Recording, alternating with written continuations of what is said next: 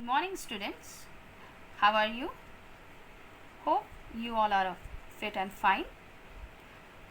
So, students, आज हम methods of cooking foods जो चैप्टर पढ़ रहे थे उसका हम नया पॉइंट देखेंगे. अभी तक हमने उस पॉइंट के उस टॉपिक के 2 पॉइंट्स देखे थे, जो इसमें फर्स्ट में हमने उसके उद्देश्य देखे थे. उसमें भी हमने कई उद्देश्य देखे थे, कई पॉइंट्स थे जो हमने समझे थे कि क्या उद्देश्य है भोजन पकाने का, क्या उसके मेथड्स के क्या उद्देश्य हैं. फिर सेकेंड में हमने देखा था कि क्या इम्पोर्टेंस ऑफ कुकिंग फूड, यानी कि जो पकाया जाता है भोजन उसका क्या महत्व है. उसमें भी हमने कई पॉइंट्स देखे थे. आज हम उसके थर्ड पॉइंट्स यानी कि classification of method of cooking, भोजन पकाने की विधियों का वर्गीकरण आज हम देखेंगे. Some food items have a lots of moisture, water in them. Leafy vegetables, example spinach and fenugreek, have lots of moisture. These are cooking using methods that make use of this moisture, but food items like wheat, rice and pulses are low in moisture content. These are cooked by adding extra water. There are also methods which do not require any water while cooking. In fact, these help in cooking and leaving the food crisp on completion. There are many methods of cooking food. You must be using many of these methods. Can you name some?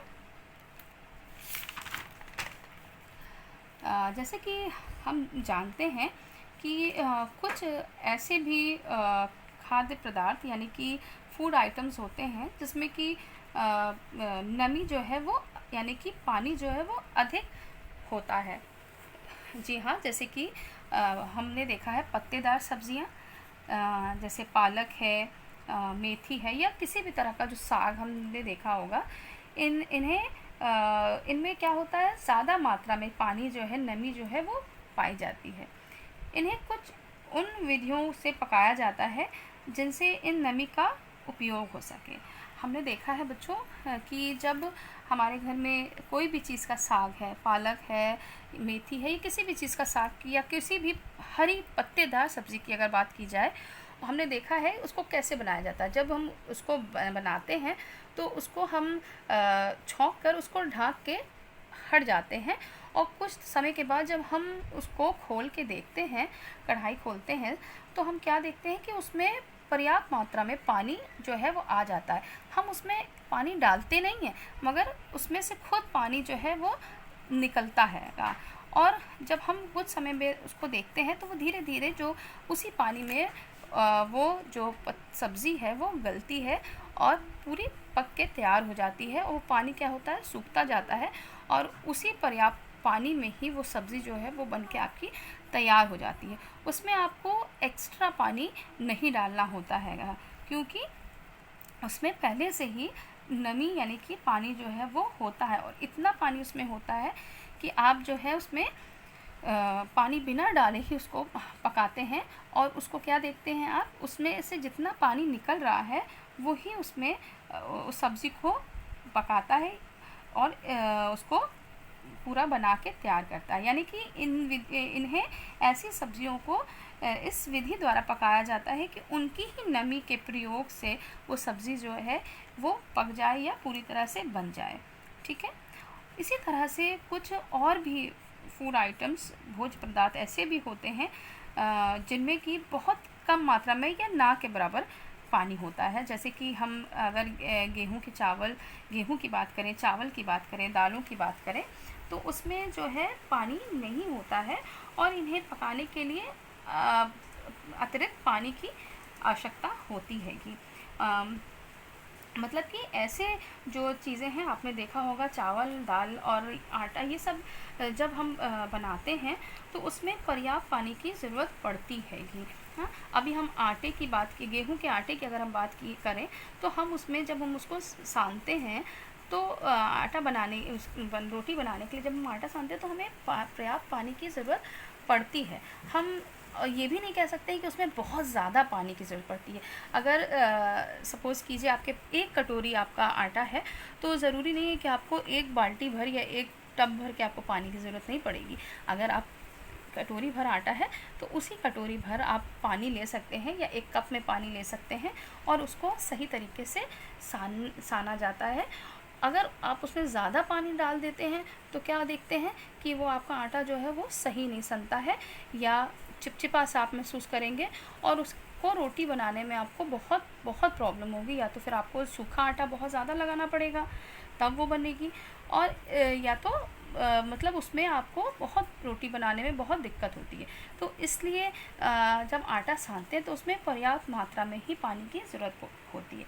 उसी तरह हम चावल की बात करें, जब हम चावल बनाते हैं, आपने देखा है अपने घर में मम्मी लोग बनाती होंगी, तो उसमें भी देखा गया है कि पर्याप्त मात्रा में ही पानी डाला जाता है। जितना चावल होता है उसका थोड़ा सा ज़्यादा आप पानी डाल सकते हैं और उस तरह से आपका चावल जो है वो बन जाता है। पर अगर आप ज़्यादा उसमें पानी डाल देते हैं तो क्या हो जाता है, वो एकदम आपका क्या बन जाएगा, जैसे कि आप गम बन जाएगा ना, लेई सा बन जाएगा एकदम, फिर वो खाने के लायक नहीं रह जाता है। इसलिए चावल हो चाहे गेहूँ हो, हम गेहूँ का आटा हो आटा सानने के लिए, चावल के लिए, दाल के लिए, ये सारे चीज़ों के लिए आपको कम मात्रा में पानी की आवश्यकता होती है या पर्याप्त मात्रा में। जितना आप क्वांटिटी उसको चाहिए होता है पानी, उतना ही आप पानी जो है उसमें मिला सकते हैं। ठीक है, इन्हें पकाने के अतिरिक्त पानी की उसमें ज़रूरत होती है और उतना ही उसमें मिलाया जाता है। पकाने की ऐसी विधियां भी हैं जिसमें अतिरिक्त पानी की आवश्यकता नहीं होती है। जैसे कि मैंने बताया अभी आपको कि पानी की ज़्यादा ज़रूरत नहीं होती है। हम आटे के लिए अगर ज़्यादा पानी डालेंगे तो वो भी आटा आपका जो सना वाला है वो भी ख़राब हो जाएगा, उससे आपकी अच्छी रोटी नहीं बन सकती, एकदम चिपचिपा हो जाएगा। या तो फिर आपको रोटी बनाते समय बहुत ज़्यादा सूखा आटा जो होता है, जिसे हम खुश्की भी कहते हैं, वो हमको बहुत ज़्यादा लगाना होता है ना, ताकि रोटी जो है वो सही तरीके से बेल सके।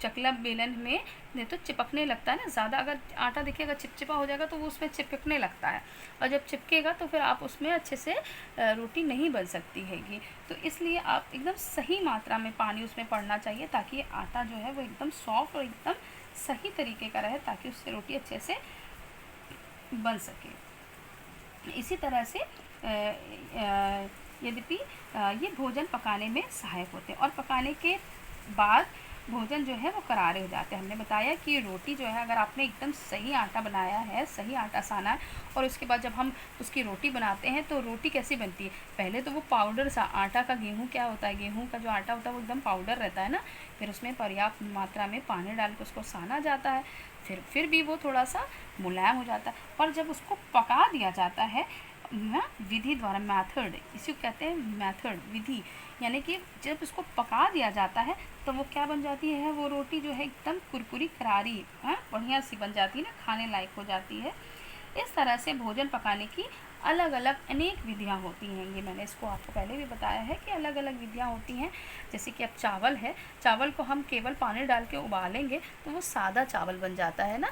हाँ, तो हमने क्या इस चीज़ को देखा है कि केवल वो सादा चावल बनता है ना, मगर हम ऐसा नहीं कह सकते कि चावल जो है कच्चा ऐसा है तो सिर्फ उसको सादा ही बनाया जा सकता है।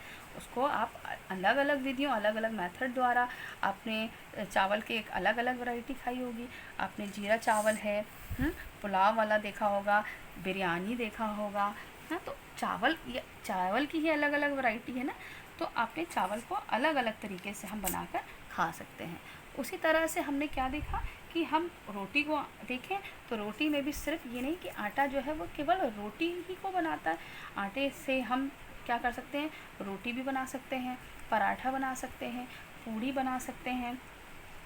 इसको भी हम अलग अलग वैरायटी में अलग अलग तरीके से बनाकर प्रयोग में ला सकते हैं या खा सकते हैं। इसी तरह से हम कहते हैं कि भोजन पकाने के अनेक अनेक विधियाँ होती हैं, अनेक अनेक तरीके होते हैं। आप इनमें से अधिक विधियों का प्रयोग करे होंगे। आपने इन सारी जो मैंने विधियाँ बताई हैं उनका जनरली आपने प्रयोग जो है अपने घरों में करा होगा या तो अपनी मम्मी को करते देखा होगा। क्या आप इनमें से कुछ का नाम जो है वो बता सकते हैं? अब मैंने आप देखेंगे कि मैंने ये दो जैसे कॉलम सा बनाया है, टेबल बनाया हुआ है, और मैंने इसमें यहाँ पर इंग्लिश में और या हिंदी में दोनों तरीके से बनाया है, ताकि आप कॉपी पे बनाएंगे तो आप लोग को प्रॉब्लम ना हो, क्योंकि इंग्लिश मीडियम वाले बच्चे इसमें से देख के कर सकते हैं और हिंदी मीडियम वाले ये देख के कर सकते हैं। ये दोनों कॉलम मैंने पहले से बनाया हुआ है।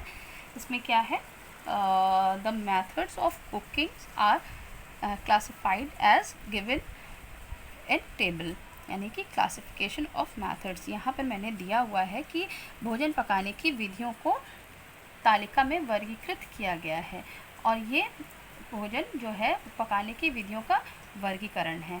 इसमें मैंने ये देखा है कि कुकिंग बाय मोस्ट हीट, यानी कि नम विधि द्वारा पकाना। हम क्या करते हैं कि जब बहुत सी चीज़ें, बहुत से खाना या भोजन ऐसा होता है जिसे हम कम, मतलब नमी मतलब समझते हैं भाप में बना सकते हैं, या हल्के से उसमें मोस्ट में बना सकते हैं, जैसे कि बॉइल्ड, उबालते हैं जब हम उसे, तो कम उसमें भी हम कम नमी में भी उसको भोजन को उबाल सकते हैं। फिर स्टीमिंग करके भाप से पका सकते हैंगे। हाँ, भाप से आपने देखा होगा कि किस तरह से बहुत सी चीज़ें ऐसी होती हैं जो भाप में बनती हैंगी। फिर प्रेशर कुकर में करके हम बना सकते हैं। फिर शुष्क विधि द्वारा पकाना, कुकिंग बाय ड्राई हीट, यानी कि हम बेकिंग करते हैं।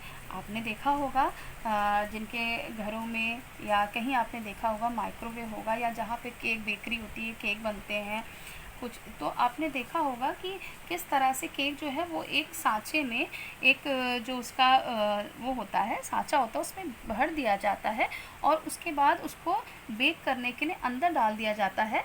मतलब कि उसमें कोई पानी या कोई चीज़ नहीं डाला जाता है, मगर सिर्फ उसको उसके सांचे में भर के उसको माइक्रोवेव में या जो भी बेक करने की जो मशीन होती है उसमें डाल दिया जाता है, और थोड़े समय में वो बेक हो जाता है, और बेक होके वो क्या होता है, बाहर निकल जाता है ना, मगर उसमें पानी की ज़रूरत नहीं पड़ती है। इसी तरह से भूनना, जब हम कोई चीज़ को भूनते हैंगे तो हम क्या करते हैं, भूनते हैं तो उसमें हमको पानी की ज़रूरत नहीं होती है ना, हम उसको कढ़ाई में करके भून सकते हैं, तवे पे भून सकते हैं।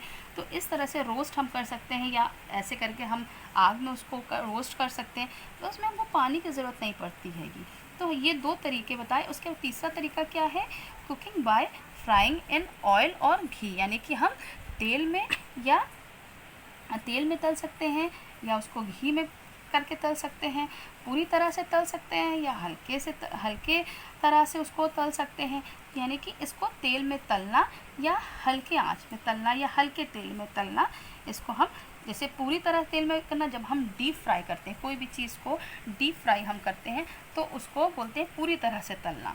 पर जब हम कभी हमने देखा तवा पे हम थोड़ा सा तेल डाले, सब पराठा जो बनाते हैं, पराठा जब हम बनाते हैं तो हम उसको कैसे बनाते हैं, हम उसको थोड़ा तेल डालते हैं ना उसमें, या जो भी है रिफाइंड है, घी है, जो भी हम यूज़ करते हैं, हम उसको थोड़ा डालते हैं, उसको हम डीप फ्राई नहीं करते पराठे को।